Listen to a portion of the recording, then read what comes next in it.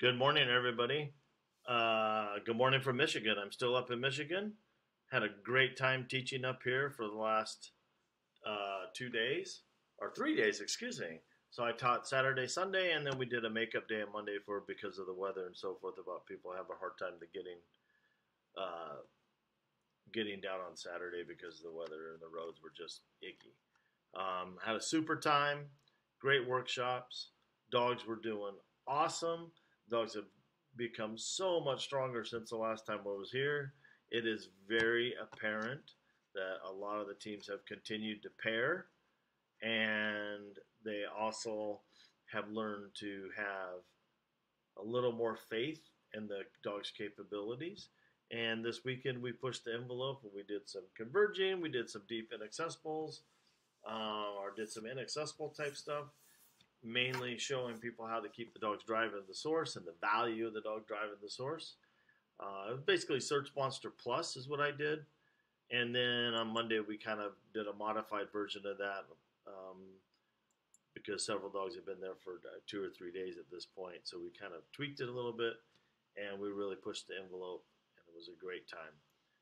I'm going to be heading back to Indiana here in a couple hours, driving south. Hopefully, I'm trying to kind of pause and wait for the sun to kind of come up a little bit more. That way, I'm not completely driving in the dark the whole day or the whole time. Not a bad drive. It should be about 3 hours and 45 minutes. I'm guessing it's going to take a little bit longer with the roads, but that's okay. I'll just take it easy. All right. So over the course of about the last month, and it really was highlighted the last time I judged a trial, which was down in Georgia and Atlanta. That old, based off of that old famous trust your dog. My other question is, since this is all relationship based, does your dog trust you? Does your dog trust you? So that old famous saying, trust your dog. I have heard that since my very first canine school. Patrol dog school back in the 80s. I heard it all the way back then, and I'm sure this saying has been around since we've had detection dogs or dogs involved in some form of using their nose and so forth, because it just goes hand in hand. So, what does it actually mean?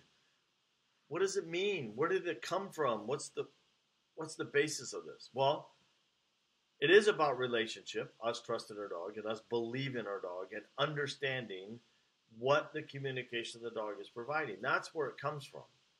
It's understanding the communication the dog provides. And then the other thing is believe in it, take an action on it. So in the detection realm, on the nose work realm, it's normally referring to call the alert. Your dog's telling you, believe it, call the alert.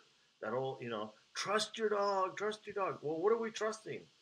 We're, we're trusting the communication that they're giving us. Believe in it. And then the other part, mainly it's referring to calling the alert.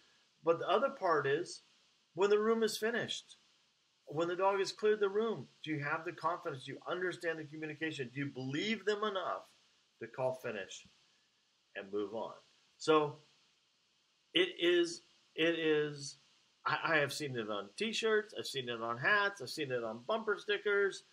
Only thing I haven't seen it on is the Goodyear blimp pulling the streamer through. But I'm sure at some point that will probably happen too.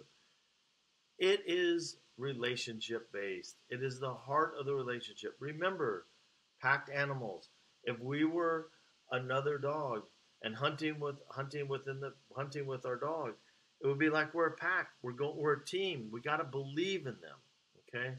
So my question is, because it's relationship based, do they trust you? It's a two-way street. Yes, our dogs kind of have this unconditional trust in us. I do believe in that. I do believe that they have an unconditional trust in us. But the last trial that I judged, the amount of things that I witnessed, they like all fall into that, like my 9 devastating handling mistakes. But there is 3 things that are really, really damaging. Not not understanding the communication.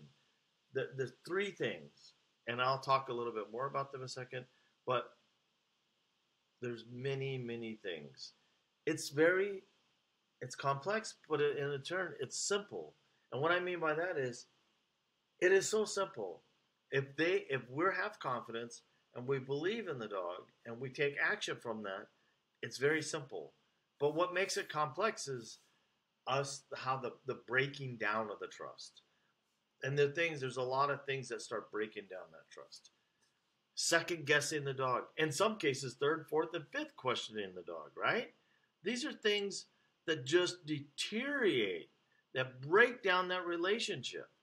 Another one that happens is the dog goes in, he searches the entire space, everything's great, and he's telling you over and over again, I'm clear, and you keep asking the dog to keep searching. It's kind of like, I think of it this way.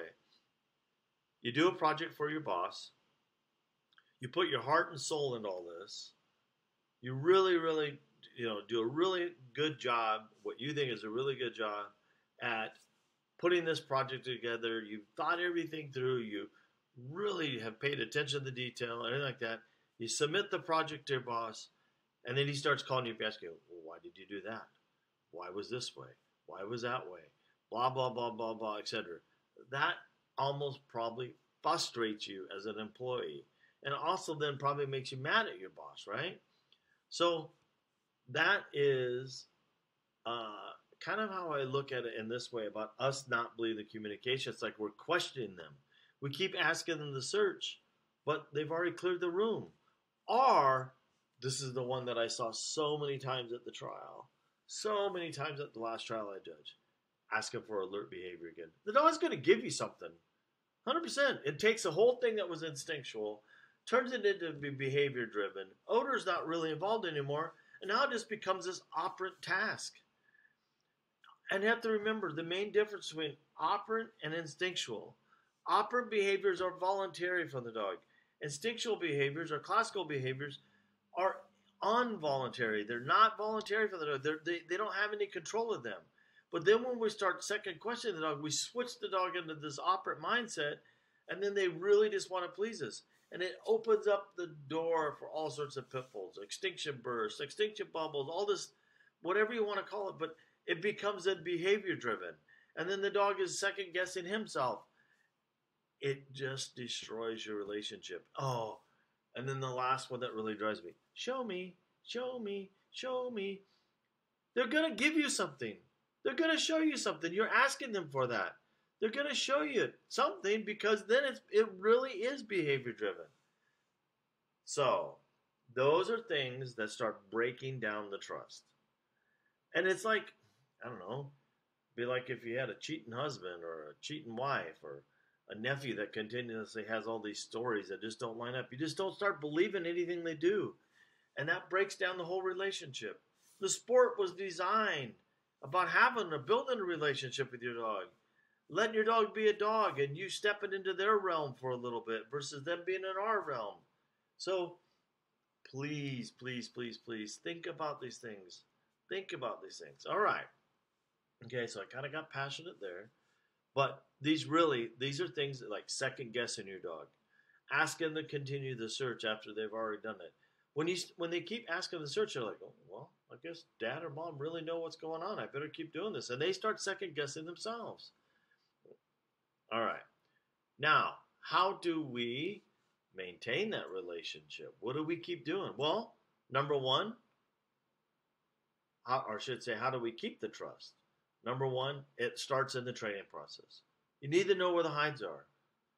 If you know where the hides are, there's no way you can second guess yourself. When your dog is correct, you can step in and reward them. Be confident. Don't second guess what you see.